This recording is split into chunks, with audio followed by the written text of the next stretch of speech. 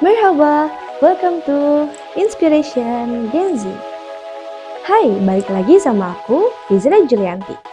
Kalian bisa panggil aku Fizra ya. Aku adalah seorang mahasiswa dari kampus Universitas Nasional. Dan saat ini aku sedang menjalankan UAS atau ujian akhir semester. Di video kali ini, aku akan menyelesaikan salah satu UASku dari mata kuliah Public Speaking, di mana dosen pengampunya adalah Pak Yuda Pradana, SIKOM MSI. Sebelumnya, terima kasih banyak kepada Pak Yuda atas kesempatannya, sehingga saya bisa menyelesaikan ujian akhir semester saya. Baik Gen Z, kalau begitu saya akan spill sedikit ujian akhir semester yang diberikan di mata kuliah Public Speaking. Jadi, di video kali ini saya akan membacakan pidato yang sebelumnya sudah saya buat. Judul pidatonya adalah Wanita di Dunia Bagaikan di Penjara. Daripada penasaran, yuk sama-sama kita simak videonya.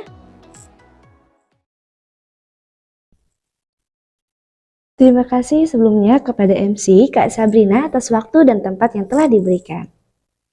Bismillahirrahmanirrahim. Yang terhormat Ketua Yayasan Rumah Quran Ihyaul Ummah, Ustaz Ferry Afridal Ibrahim. Yang saya hormati Ketua Dewan Rumah Quran Ihyaul Ummah, Kak Atika Fitri. Yang saya hormati Pembina Majelis Taklim Rumah Quran Ihyaul Ummah, Umi Novia Devi, serta generasi Ihya, juga seluruh sahabat dakwah yang saya hargai dan saya apresiasi kehadirannya. Buah duku, buah kedondong. Saya ucap salam dulu, sobat dakwah boleh jawab dong. Assalamualaikum warahmatullahi wabarakatuh. Alhamdulillahirabbil alamin, hamdan syakirin, hamdan na'imin, hamdan yu'afi ni'amahu wa yukafi mazidah. Segala puji kehadirat Allah Subhanahu wa Ta'ala, karenanya kita bisa hadir hari ini dalam keadaan sehat walafiat. Sholawat serta salam tak lupa kita haturkan ke baginda Nabi besar Muhammad Sallallahu Alaihi Wasallam. Baik sobat dakwah, kembali lagi dengan saya Fizra Julianti. Di kesempatan kali ini saya akan membahas mengenai wanita di dunia bagaikan di penjara. Baik sobat dakwah, tak jarang kita mendengar keluhan dari teman kita, kerabat kita yang merupakan seorang wanita. Mengeluhkan, mengapa sih jadi wanita tuh kok kayaknya susah ya? Banyak larangannya, dikekang ini itu, gak boleh ini, gak boleh itu. Tutur kata diatur, pakaian diatur, harus begini, harus begitu, dan lain sebagainya. Mengapa demikian? Mengapa wanita begitu diatur baik secara sosial maupun secara agama? Baik sahabat dakwah, banyak sekali yang bisa kita bahas seputar larangan-larangan yang diarahkan kepada wanita. Namun kali ini saya akan fokuskan kepada pertanyaan-pertanyaan, kepada larangan-larangan yang sering menjadi pro kontra sobat dakwah sekalian, yaitu mengenai mengapa pakaian wanita begitu diaturnya, mengapa pakaian wanita begitu dikekang di sosial ini maupun di agama. Baik sobat dakwah, dari mana kita tahu pakaian wanita itu diatur? Bagaimana kita tahu wanita itu sering dikekang pakaiannya? Tak jarang kita mendengar kejadian pelecehan, betul? Seringkali orang-orang berkata, seringkali orang-orang menyalahkan. Pakaiannya sih mengundang, pakaiannya sih terlalu pendek, terlalu ketat dan lain sebagainya. Padahal hal tersebut tidak menjadi faktor utama terjadinya pelecehan. Di Belgia pernah mengadakan pameran yang memajang pakaian-pakaian yang dipakai oleh korban. Tak jarang di sana terpajang pakaian-pakaian yang tertutup. Bahkan pakaian-pakaian anak-anak, dari anak-anak sampai dewasa. Hal tersebut membuktikan bahwa pakaian bukanlah faktor utama terjadinya hal tersebut. Lalu, ketika wanita sudah menggunakan pakaian yang tertutup, wanita sudah berusaha menjalankan anjuran yang diberikan oleh agamanya, terutama agama Islam. Orang-orang di sekitar berkata, "Kenapa sih pakai jilbab? Ini kan Indonesia, panas. Ngapain sih pakai baju yang panjang? Emang gak gerah ya? Ngapain sih pakai cadar? Ini kan bukan di Arab, itu kan cuma budaya Arab aja. Kenapa insecure ya sama muka ya?" Dan lain sebagainya.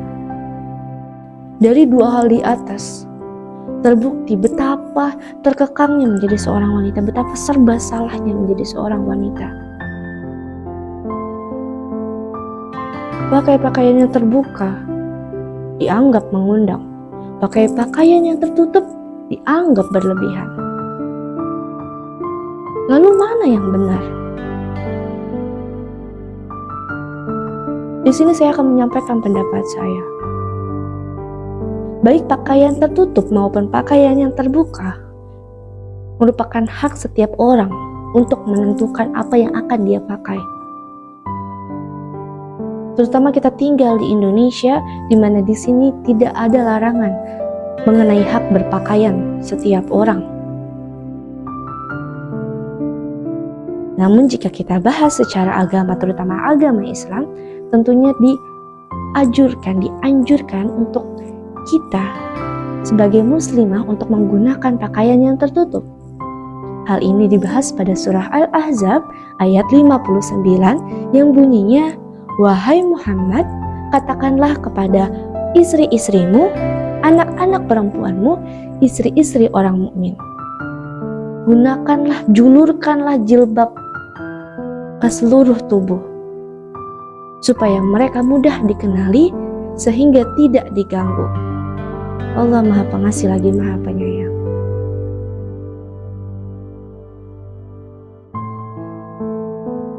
Secara sosial, pakaian diatur, dikekang dengan tujuan baik sebenarnya, supaya wanita terjaga. Tujuannya itu.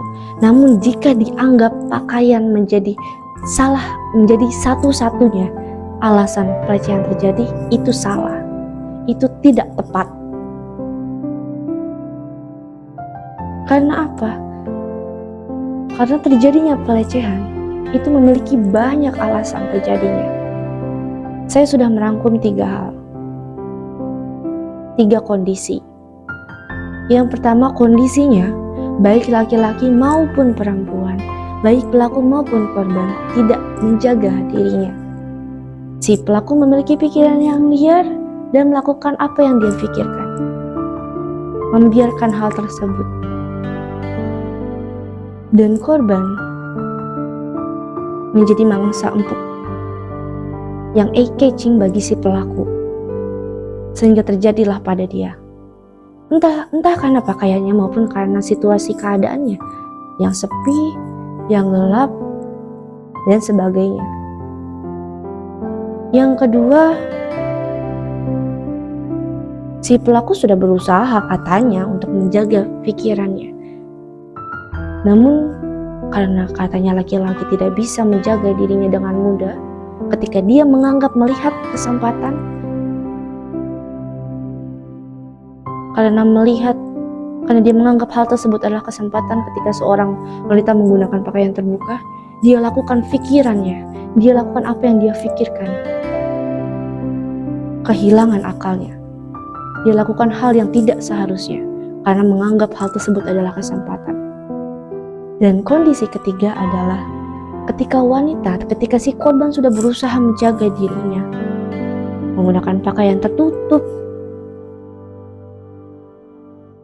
menjaga pandangannya, menggunakan jalanan yang sudah biasa dilewati, namun karena si pelaku tidak menjaga pikirannya, karena si pelaku tetap hanya menggunakan nalarnya saja seperti binatang, tidak mengikuti akal sehatnya dan kehilangan akalnya, hal tersebut tetap terjadi juga. Lalu bagaimana cara mencegahnya? Hal yang paling tepat dilakukan untuk mencegah hal tersebut adalah dari diri kita sendiri terlebih dahulu.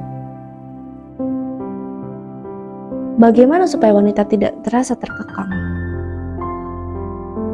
Dimulai dari diri kita sendiri dulu. Ubah pola pikir kita. Perluas sudut pandang kita. Pilah mana yang benar, mana yang salah, mana yang baik, mana yang buruk. Asah pikiran kita, fokuskan pada hal-hal yang positif, sehingga apa yang kita pikirkan, apa yang kita lakukan, sesuai dengan pikiran-pikiran positif yang sudah kita asah, sesuai dengan hal-hal positif yang sudah kita bangun.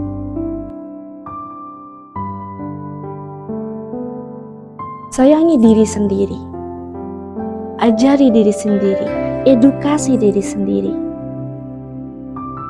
Hal tersebut yang paling tepat. Karena jika tidak dimulai dari diri sendiri, bagaimana kita bisa berharap pada orang lain jika diri kita sendiri pun belum tentu bisa melakukannya. Baik sobat dakwah,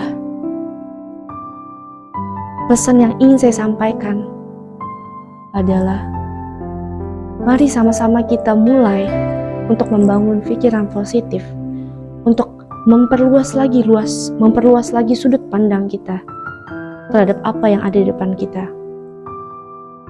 Jangan selalu memandang buruk sesuatu hal, jangan selalu menyudutkan pihak manapun yang terlihat salah. Fokus pada diri kita, perbaiki diri kita, sudah benarkah kita? Jangan fokus menyalahkan orang lain. Karena yang lebih tahu diri sendiri, yang lebih tahu orang lain, yang lebih tahu manusia adalah diri kita sendiri dan Tuhan penciptanya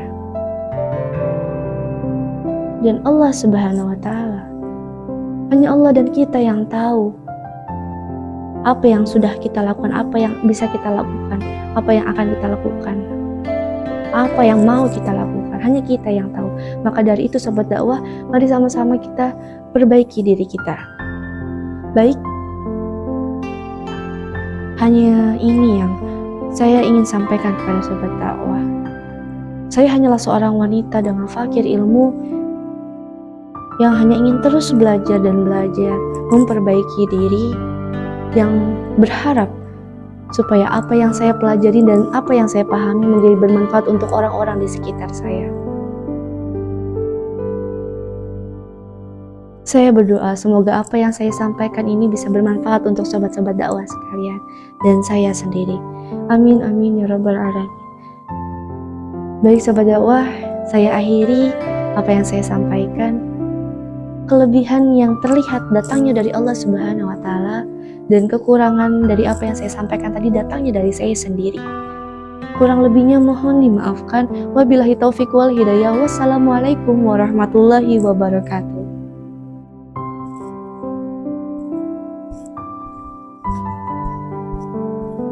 Nah, Genzi, kita sudah sama-sama menyimak pidato tadi. Dari pidato tadi kita jadi tahu bahwa ternyata jadi wanita tuh nggak semudah itu ya, banyak larangannya, dikekang ini itu, rasanya kayak di penjara.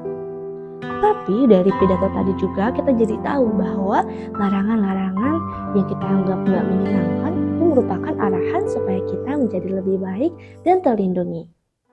Genzi, jangan lupa ya untuk terus mengubah pola pikir kita dan memperluas sudut pandang kita ke arah yang positif supaya kita jadi lebih baik lagi. Karena dari apa yang kita pikirkan akan mempengaruhi apa yang akan kita lakukan. Oke gengsi, terima kasih banyak ya sudah menonton sampai akhir video. Dan sampai ketemu di next video. Gule-gule.